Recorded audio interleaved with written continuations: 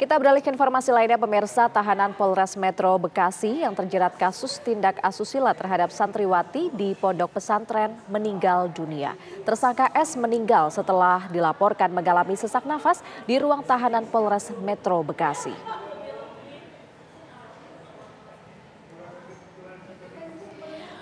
Polres Metro Bekasi menjelaskan bahwa S dinyatakan meninggal dunia pada Rabu dini hari di Rumah Sakit Polri Kramat Jati setelah sebelumnya S mengalami sakit sesak nafas saat berada di dalam tahanan Polres. Diketahui S merupakan tahanan kasus pelecehan seksual terhadap sejumlah santriwatinya yang sudah ditetapkan sebagai tersangka dan mendekam di rutan Polres Metro Bekasi sejak 24 September 2024 yang lalu. Kini jenazah S sudah dibawa pulang ke rumah duka untuk dimakamkan oleh pihak keluarga dan tidak dilakukan otopsi karena permintaan keluarga.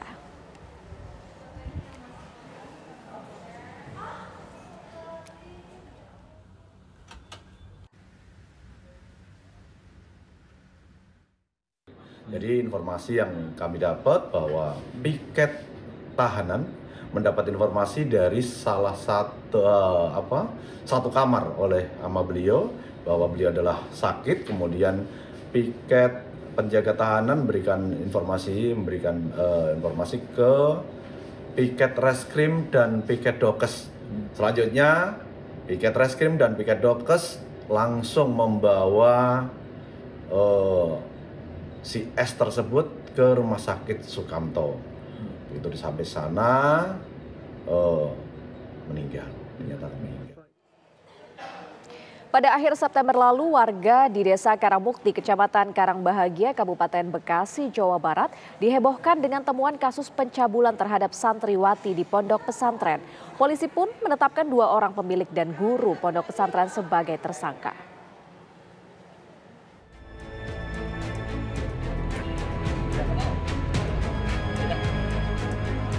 Sejumlah santriwati di sebuah pondok pesantren di Desa Karangmukti, Kecamatan Karangbahagia, Kabupaten Bekasi, Jawa Barat mengaku menjadi korban pencabulan dan pelecehan oleh pemilik dan guru di pondok pesantren. Bahkan ada salah satu korban yang sampai hamil dan digugurkan. Kasus pencabulan itu terungkap saat para korban mengadukan perbuatan kedua pelaku kepada orang tuanya. Menurut salah satu korban, modus pelaku adalah dengan masuk ke dalam kamar para korban dan langsung melakukan tindakan pencabulan yang dilakukan berkali-kali.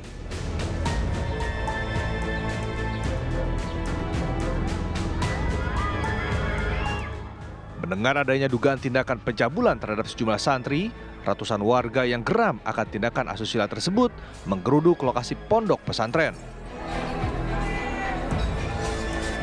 Warga yang emosi bahkan sempat melakukan perusakan terhadap fasilitas yang ada di pondok pesantren.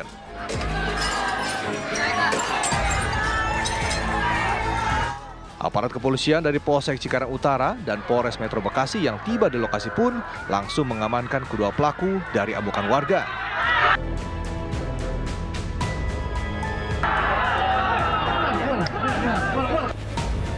Dua pelaku dibawa ke Polres Metro Bekasi guna dilakukan penyelidikan lebih lanjut. Dalam penyelidikan, polisi telah memeriksa sebanyak 8 saksi dan menemukan fakta bahwa korban pencabulan mencapai 4 orang santriwati.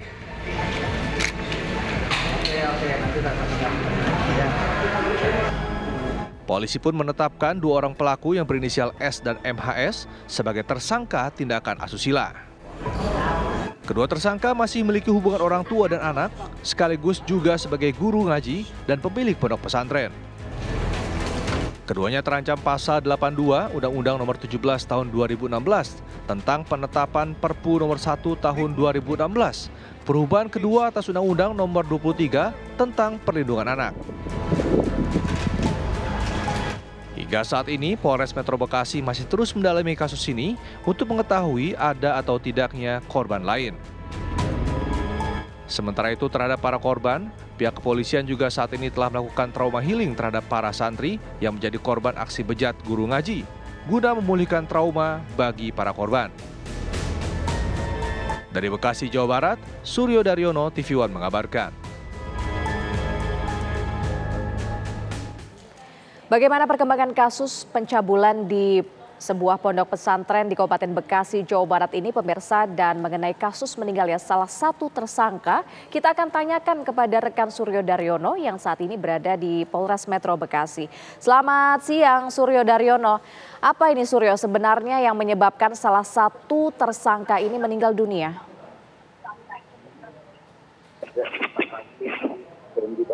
Pemirsa, saat ini saya berada di halaman Mapolres Metro Bekasi, di mana kasus pelecehan pencabulan yang dialami para santri Polres Metro Bekasi terus melakukan penyelidikan dari laporan santri yang bermula 3 orang. Dari hasil pengembangan korban terus bertambah mencapai 4 dan saat ini korban 5 orang yang terbukti telah terjadinya pelecehan seksual yang dilakukan oleh pimpinan pondok pesantren yang berinisial S dan MHS.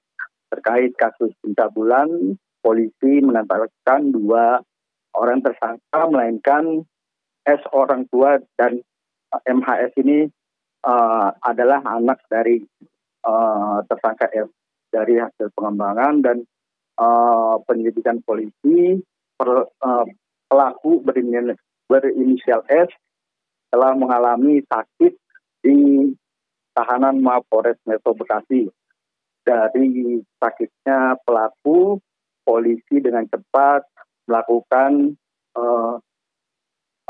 membawa pelaku ke Rumah Sakit Polri Kramat Jati. Setelah sampai di rumah sakit,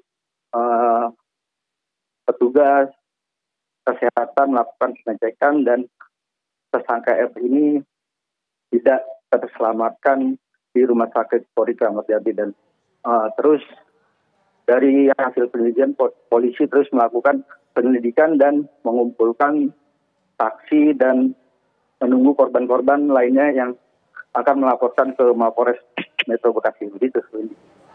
Ya, tapi dari pihak rumah sakit menyatakan sebenarnya apa ini penyebab atau hal yang menyebabkan si tersangka ini kemudian meninggal dunia?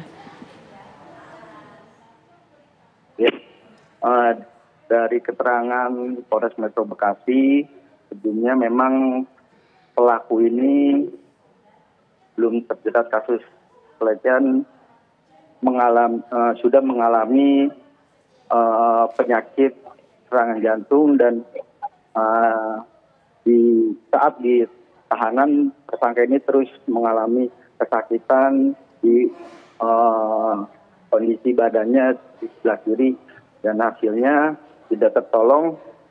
Pihak Rumah Sakit Polri sudah berupaya melakukan pengecekan dan akhirnya pelaku tidak tertolong di Rumah Sakit Polri gitu. Baik. Itu penyebabnya sendiri kita masih menunggu hasil otopsi dari Rumah Sakit Polri Kramat Jati.